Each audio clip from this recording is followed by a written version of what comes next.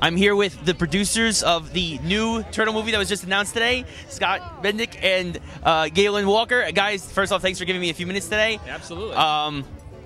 First off, how great is it for you guys to come out here and see all these different Turtle fans of all ages, young, old, who are just getting into the series and who are who have been fans forever?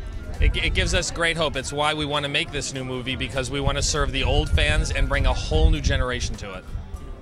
It's overwhelming. You know, it's just great to see everybody come out. I was in the restroom and two guys were putting their masks on, and it just gave me a little chill.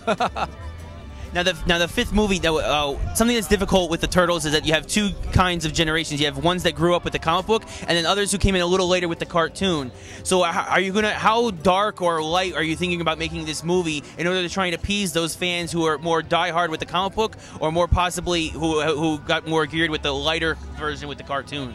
I think that what Galen and I are going to try to do is, in 1990, when the movie we're going to watch came out, if you were a 6-year-old in 1990, a 6-year-old in 2011 is a very different animal, because we have a different world and they're more sophisticated. So I think that alone allows us to make a different kind of movie. We're not ignoring the kids, but I think we can get a little bit more sophisticated and find a really nice line.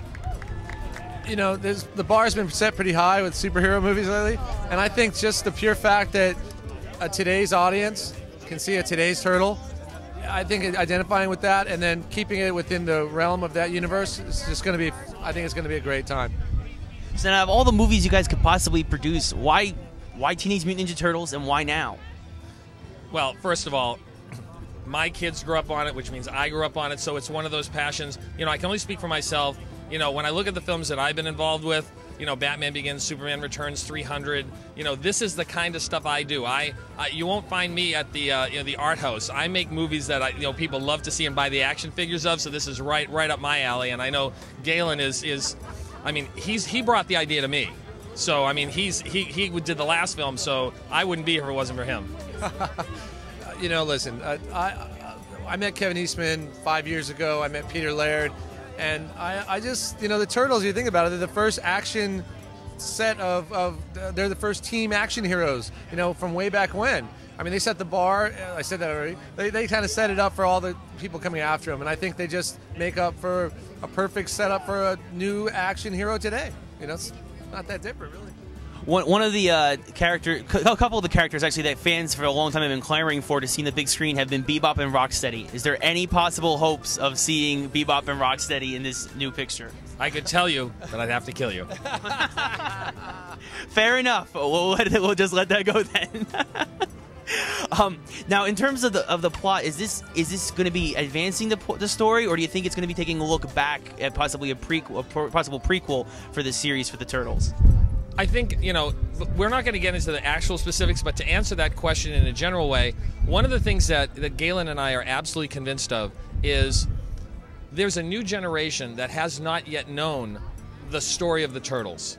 So we want to make sure that we deal with the fans who have seen the 5 movies and love this franchise. We want to make sure that a whole new generation of fan understands Splinter, how it all works, where they came from, why they're Turtles, why, you know. So we're going to hopefully cover a lot of ground. I think Scott said it perfectly. You know, when I met Scott and knew of Scott, and when he got excited about what the Turtles could be, and I couldn't think of a better guy to just jump in on this thing. And he's had so much great experience in the past of the movies, kind of movies he's made and what he's produced. I can't think of a better person to jump in the front of the bus and grab onto it. So it's going to be really exciting. Now, obviously, this is going to be a live-action movie. It's going to be the first Turtle live-action movie in a long time. What differences and advances in technology that we've made over the past 10, 15 years since the Teenage Mutant Ninja Turtles 3, where they traveled back in time, came out, do you think will help you or hurt you in making this new movie? Oh, you didn't hear. We're using Lego characters. Did you know about that? Look, the wonderful thing about the technology and how far it's advanced is that it allows us to do anything.